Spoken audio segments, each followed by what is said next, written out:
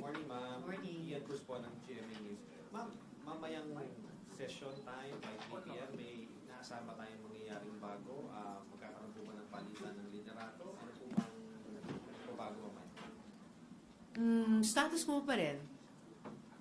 Alam nyo naman, di ba, para magkaroon ng leadership change, tulad nung nangyari nung 2 weeks ago, kailangan ng majority number of members of the Senate.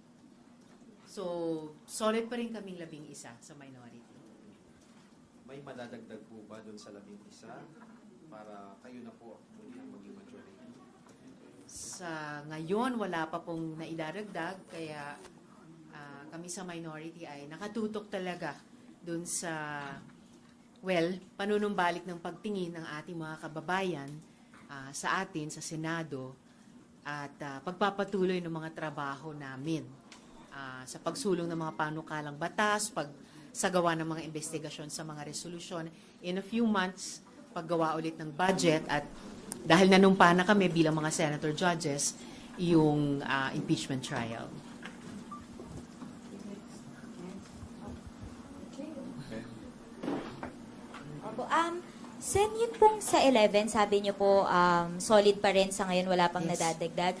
Ma'am, ano po yung nagiging challenge dun sa mga negotiations, if I may say negotiations, or talks with other senators into joining your bloc? Siguro ang best na pagbubuo ng bagong majority, if ever, ay on the basis ng common values, common interests na maganang loob ng pagpasok ng lahat dun sa isang majority, isang bagong majority kung sakali. So sa ngayon, basta ang given ay solid kaming 11 sa minority. And ma'am, do you also share yun pong sentiment ng other colleagues? I think si Senator Ping, nabanggit po niya na it is Senator Win Gatchalian or nothing for the SB 11, Solid 11. Sorry, silent ko lang. Well, kung maging Senate President si Senator Sherwin, that would be good for the Senate.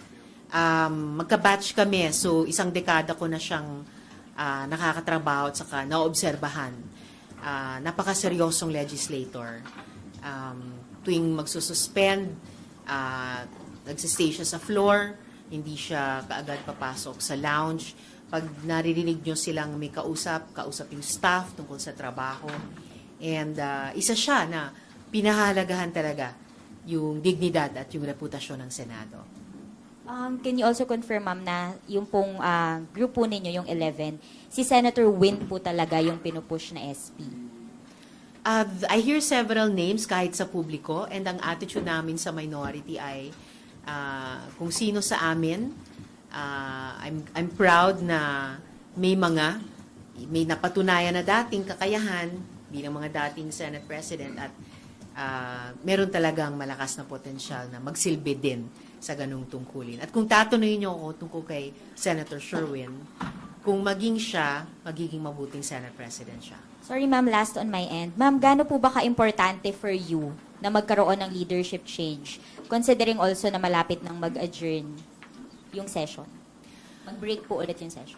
Mapa minority man o mapa majority, basta tuloy yung pagtatrabaho namin sa kasalukuyang majority. Leadership, of course, is always important, lalo na sa isang institusyon tulad ng Senado. Kaya ganyan din yung mga interventions namin on the floor the past 2 weeks. Talagang may pagbibigay halaga sa papel ng liderato.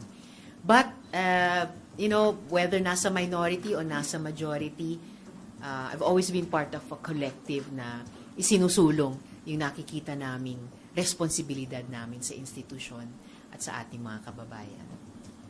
Victoria. Hi, ma'am. Ma'am, can you confirm lang, merong ugong-ugong din kasi na si former SP Cheese daw, yung possible na pumalit kay Sen Alan and pwedeng sumama sa inyong group para kayo na yung maging majority. Is Senator Cheese not an option? Can you confirm that, ma'am? And is he not an option? Talagang Senator Win lang po. Narinig ko rin na yung ganyang mga pag-uusap, yung pagbuo ng mga bagong majority man naman ay halos bukas sa kahit sino no, na sumapi. Basta't may mapag-level of fun na parehong values or interests, parehong interest sa loob ng institusyon. But if you're asking me about Senate presidency, as I mentioned earlier, kung maging si Senator Sherwin yan, magiging mabuti yan para sa Senado. Pero kung Senator Cheese, hindi siya as aligned with the values of the current minority. Hindi kasing napag-uusapan yon. Ma'am, may I confirm lang din po, yung kay Senator Bato lang, ma'am, yung inyong resolution urging him to surrender after lahat ng legal remedies, naipasa na po sa Committee on Rules yun, ma'am, di ba? Anong status Yeah. nun, ma'am?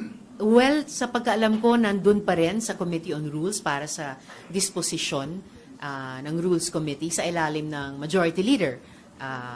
So, isa nga ako sa mga pumirma nun, pinangunahan ni Senator Kiko Pangilinan.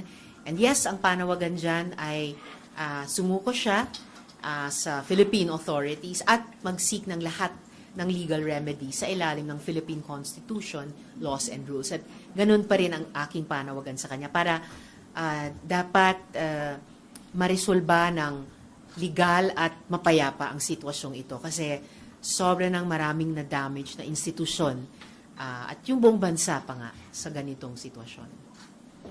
Next, Marlon. Sen, kamusta na po kayo? Nakangiti po. But seriously, kinamusta niyo po ba or have you had the chance to speak with Senator Pia? Kasi we all know kaibigan naman po kayo ni Sen Pia at maraming issues previously na magkasama kayong dalawa. Hindi pa kami nakapag-usap as in usap, pero nakita nyo naman nung pinarangalan namin yung mga archers, nagkataong magkatabi kaming nakatayo para sa photo.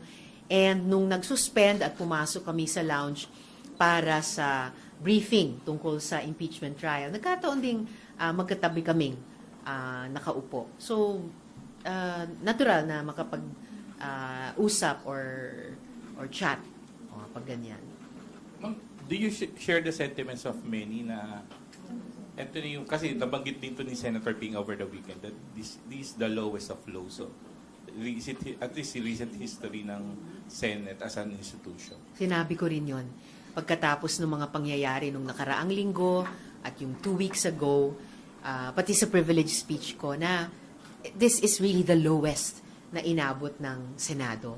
Never, kahit nung martial law dictatorship, kahit nung mga coup attempts, never na nag-bulletproof vest, nag-armas ng long arms, nagkasa at nagpaputok ng arms na iyon sa loob nitong Senado. Kaya talagang parang nabastos yung dignidad ng institusyon at ng mamamayan. Kasi nga, itong Senado ay hindi naman amin.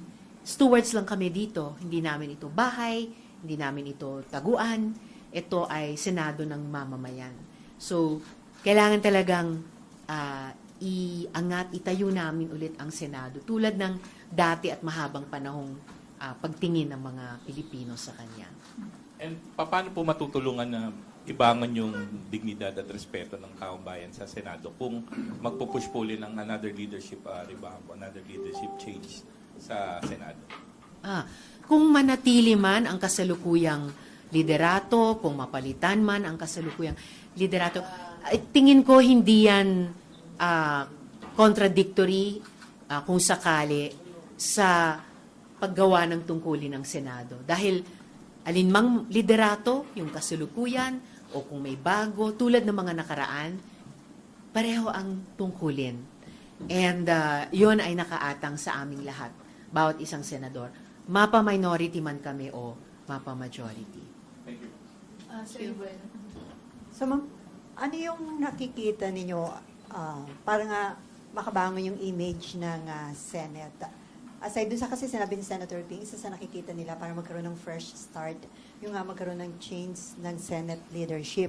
Pero para sa inyo, the same work pa rin naman kahit magpalit. So, ano nakikita nyo? Paano makakabangon? Kasi meron ding grupo na nanawagan, magsipag-resign na lang daw yung mga sumira sa imahe ng Senate. So magsimula tayo dun sa ongoing investigation. Kinikilala ko for one yung mga findings so far ng PNP investigation at pinahalagahan ko yung magiging kompletong fact-finding ng Department of Justice prosecutors.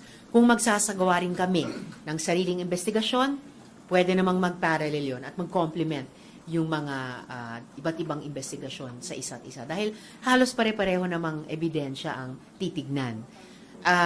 So, at lampas dun sa investigasyong iyan, kung saan talagang dapat masagot bukod sa, at kita kasi sa video, sinong unang nagpaputok, bakit nagpaputok, yung tanong na papaano nangyari ang lahat ng ito.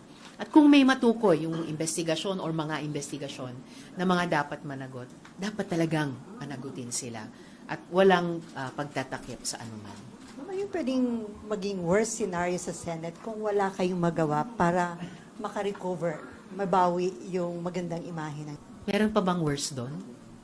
Nasa worst situation na nga kami sa ngayon eh. So there should be no way to go but up. Nowhere to go but up. So magwasto kami sa harap, sa mata ng mamamayan. Tumutok ulit sa mga trabahong kinakailangan ngayong nagpapatuloy yung Middle East War, yung oil crisis at paghihirap ng ating mga kababayan sa gitna nun. Tuloy yung aming mga trabaho bilang mga senador. Yung nabanggit ko kanina, kasama na yung impeachment trial. Kailangan ma-earn namin ulit ang tiwala, buong tiwala ng ating mga kababayan. At you're confident na magagawa niyo yun, ma'am? Mabalik yung tiwala ng publiko. Fully intending ang minority na mag-ambag para maibalik ang tiwala ng mamamayan sa ating Senado.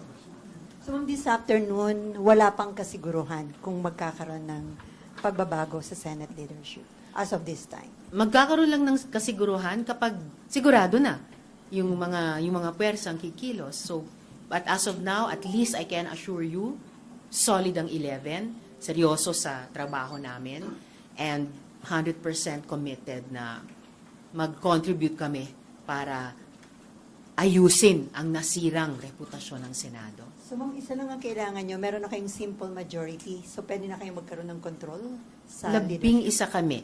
So, So, kung may kung isang- mathematics ng simple majority, 13 yun. The mere fact na wala daw Senator Bato, parang kung 12, kung makakuha ng isa, pwede na daw yung simple majority. Baka pagdebatihin yan. Kasi may rules sa Senado eh. So, dalawa talaga. 13 pa. Sa ngayon, 2 ang kailangan.